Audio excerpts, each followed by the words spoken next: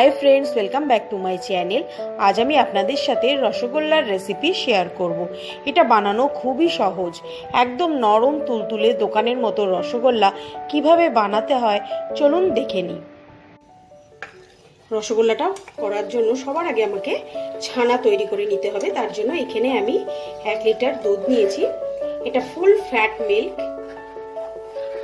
দুধটাকে প্রথমে আমি জাল দিয়ে নেব।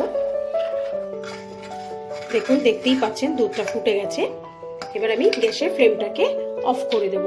অফ করে আমাকে 3-4 মিনিট আমাকে ওয়েট করতে হবে, যাতে দুধটা সামান্য একটু ঠান্ডা হয়ে যায়। ঠান্ডা হলে তারপরেই আমি ছানাটা কাটবো। দুধটাকে আমি 4 মিনিটের মতো একটু ঠান্ডা করে নিয়েছি। এবার দেখুন, এখানে আমি 2 টেবিল স্পুন ভিনেগার নিয়েছি, আর এখানে আমি 2 টেবিল স্পুনের মতো জল মেশাবো। মিশিয়ে এবার এটা থেকে আমি ভিনেগারের থেকে আমি ছানাটা কাটবো। আপনারা চাইলে লেবু দিয়েও ছানাটা কাটাতে পারেন, সেক্ষেত্রেও আপনারা লেবুর সাথে একটু জল মিশিয়ে নেবেন। আমি আস্তে আস্তে এখানে ভিনেগারটা দেব আর আস্তে আস্তে নাড়বো। দেখতে পাবেন আস্তে আস্তে ছানাটা আমার কেটে যাবে। এবার যতক্ষণ না সবুজ রঙের একটা জল বেরিয়ে আসছে ততক্ষণ বুঝবেন ছানাটা কাটেনি।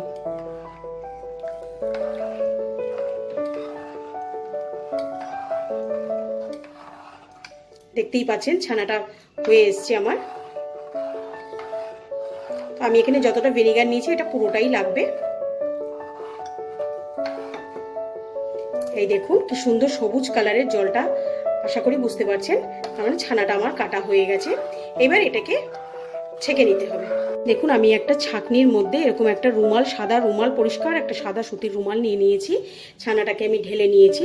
এবার এটাকে আমি একটু ঠান্ডা জল দিয়ে ভালো করে ধুয়ে নেব, যাতে ভিনেগারের টক ভাবটা চলে যায়। এবার এই রুমালটাকে আমি কোথাও একটা ঝুলিয়ে রাখবো 1 ঘন্টা মতো, যতক্ষণ না ছানাটা থেকে পুরোপুরি আমার জল বেরিয়ে যাচ্ছে। আর কখনোই এরকম ভাবে নিংড়ে জলটাকে বের করার চেষ্টা করবেন না, তাতে দুধের যে ফ্যাটটা থাকে সেটা বেরিয়ে যাবে, আর বেরিয়ে গেলে কখনোই মিষ্টিটা ভালো হবে না। তাহলে আমি 1 ঘন্টা পর আবার ফিরে আসছি। 1 ঘন্টা পর আমি রুমালটাকে খুলে নিয়েছি। এবার আমি ছানাটাকে ঢেলে নেব। দেখুন কত সুন্দরভাবে ছানাটা আমার হয়েছে। যখন বুঝবেন পুরোটা রুমাল থেকে ছানাটা ভালোভাবে বেরিয়ে এসেছে, সুন্দরভাবে বেরিয়ে এসছে, দেখুন রুমালে একটুও ছানা নেই, তখন বুঝবেন ছানাটা থেকে সুন্দরভাবে জল বেরিয়ে গেছে। এই ছানাটাতে আমি 1 টেবিল স্পুন একটু ময়দা নিয়ে নেব। এর থেকে বেশি ময়দা আমি একদমই দেব না। এবার ছানাটাকে আমি হাত দিয়ে ভালো করে মুথে নেব। আমি আগেও বলেছি, যে কোনো মিষ্টি বানাতে গেলে ছানাটাকে যখন মাখবো তখন এই হাতের এই তালুর এখানটা দিয়ে ভালো করে মাখবো, যাতে ছানাতে একটুও লাম্পস না থাকে।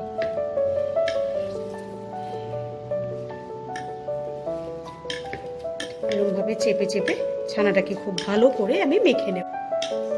ছানাটা আমার খুব সুন্দর করে আমি মেখে নিয়েছি।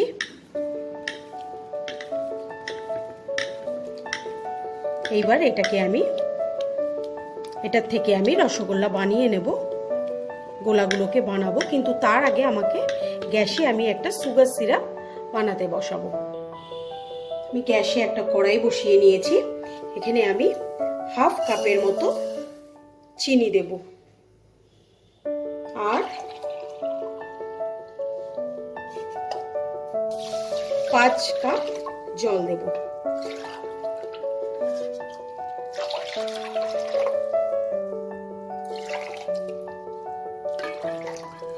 এবার এটাকে আমি ফুটতে দেব। রসগোল্লার শিরাটা যতক্ষণ ফুটবে ততক্ষণ আমি এটা থেকে ছোট ছোট গোলাগুলো বানিয়ে নেব। ঠিক এই সাইজের আমি গোলাগুলো বানাবো। হাতের তালুতে খুব সুন্দর করে আমাকে চেপে চেপে একটু রোল করে নিতে হবে, যাতে গায়ে একটু ক্র্যাক না থাকে। ক্র্যাক থাকলেই ওটা শিরায় যখন ফুটবে তখন মিষ্টিটা ছেড়ে যাবে। দেখুন কত সুন্দর আমি গোলাগুলোকে বানিয়ে নিয়েছি, গায়ে একটুও ক্র্যাক নেই। ঠিক এইভাবে আমি আরো গোলাগুলোকে বানিয়ে নেব। ছোট ছোট করে গোলা বানিয়ে নেব। আপনারা চাইলে এর থেকে বড় সাইজেরও করতে পারেন, তবে আমি নর্মাল রসগোল্লার সাইজের করছি, কারণ এটা শিরায় পড়লে এটা যখন ফুটবে ফুলে যাবে। এইভাবে আমি সবগুলোকে বানিয়ে নেব। সবগুলো গোলা দেখুন আমি পাকিয়ে নিয়েছি।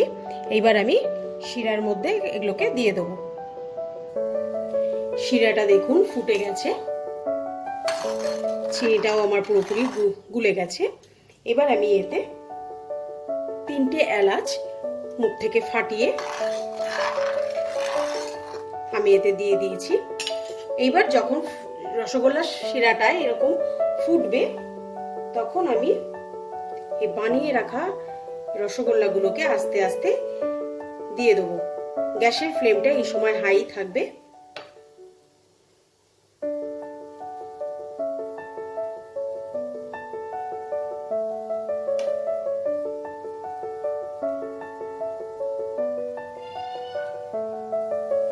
এবার আমি এটাকে ঢেকে 15 থেকে 20 মিনিট আমি এইভাবেই এটাকে ঢাকা দিয়ে রান্না করব। পর আমি ঢাকাটাকে খুলে দেখে নেব। দেখুন শিরাটা আমার অনেকটা শুকিয়ে গেছে, আর রসগোল্লাগুলো এখনো হয়নি, আরো একটু হবে। এটাকে আমি আস্তে আস্তে একটু উল্টে দেব।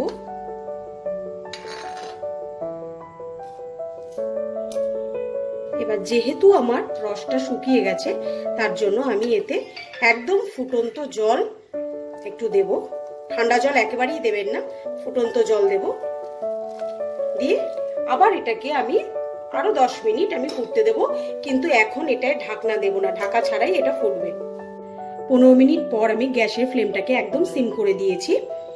এবার আমি দেখব রসগোল্লাগুলো আমার হয়েছে কিনা। তার একটা ছোট্ট একটা ট্রিক্স আছে, সেটা আজকে আমি আপনাদের সাথে শেয়ার করব।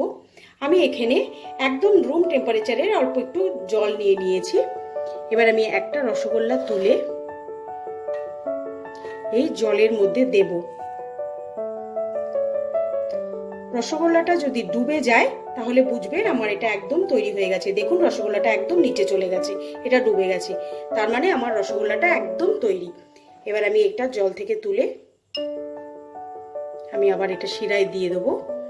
দিয়ে গ্যাসের ফ্লেমটাকে আমি অফ করে দেব। অফ করে আমি ঢেকে এটাকে ঠান্ডা হতে দেব, তারপর আমি সার্ভ করব। তাহলে দেখলেন কত সহজেই কিছু ছোট ছোট টিপস ফলো করলে আপনারাও এরকম নরম তুলতুলে রসগোল্লা বাড়িতেই তৈরি করে ফেলতে পারেন। আপনাদের যদি আজকের রেসিপিটা ভালো লাগে লাইক করবেন, শেয়ার করবেন, আর যারা এখনও আমার চ্যানেলটাকে সাবস্ক্রাইব করেননি তাদেরকে অনেক অনেক অনুরোধ, আপনারা আমার চ্যানেলটাকে প্লিজ সাবস্ক্রাইব করে আমার পাশে থাকবেন। আজকের মতো বিদায় জানিয়ে শেষ করছি। বাই।